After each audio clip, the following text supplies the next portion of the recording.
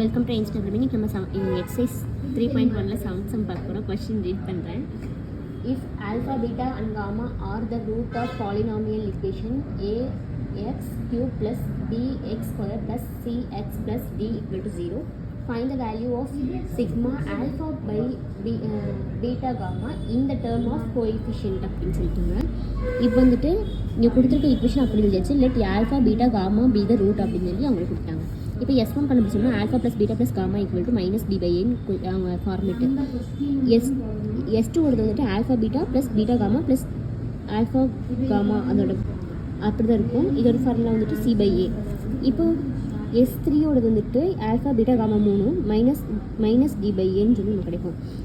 அவங்க கொஷினை கொடுத்தாங்க சிக்மா ஆல்ஃபா பை பீட்டா அப்படின்னு சொல்லிட்டு கொடுத்தாங்க. இதோட ஃபார்முலா இதுதான். Alpha by beta gamma plus beta by alpha beta காமான்னு எழுதிக்கோங்க. கீழே வந்துட்டு இங்கே ஆல்ஃபா கொடுத்துட்டாங்கன்னா மீதி ரெண்டும் இல்லாத டேர்ம்ஸ் எழுதினா போதும். எல்லா இடத்துலையும் சரி இங்கே கொடுத்துருக்கிறதே நீங்கள் எழுதிக்கோங்க. இங்கே ஆல்ஃபா பீட்டா காமான்னு மட்டும் எழுதிக்கோங்க.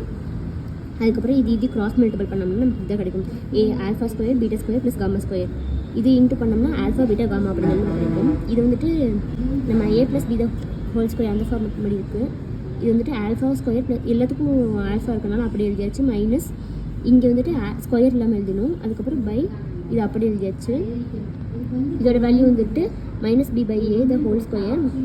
இதுக்கும் மைனஸ் 2c பை ஏ அப்படின்னு சொல்லி நமக்கு கிடைக்கும்.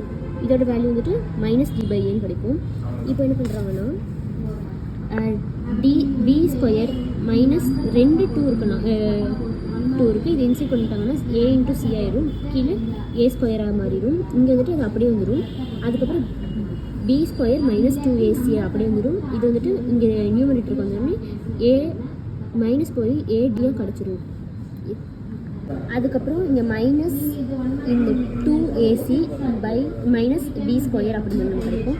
இங்கே கீழே மைனஸ் இருக்கும், ஏடியாக இருக்குது. இது கேன்சல் ஆகிடுச்சுன்னா 2ac minus b square by ஏடின்னு கிடைக்கும். தேங்க்யூ.